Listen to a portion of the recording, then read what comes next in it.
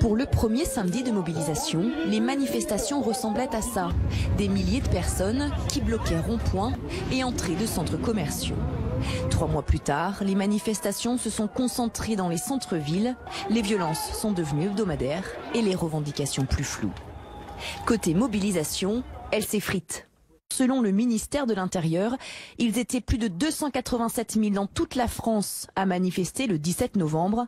Depuis, et toujours selon cette source, la mobilisation s'est amoindrie de semaine en semaine.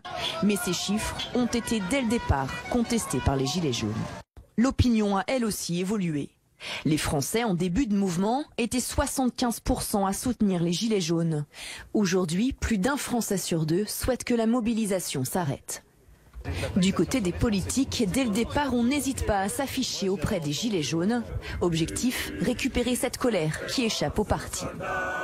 Mais quelques semaines plus tard, certains prennent leur distance. Je considère que c'est de notre responsabilité de participer à tout ce qui permet de ramener du calme.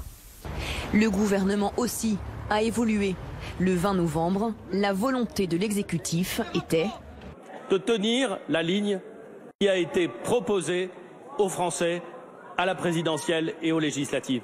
Mais quelques jours plus tard, 10 milliards d'euros sont débloqués par le président pour répondre à la colère. Autre changement de cap, le grand débat voulu par Emmanuel Macron pour écouter et répondre aux préoccupations des Français.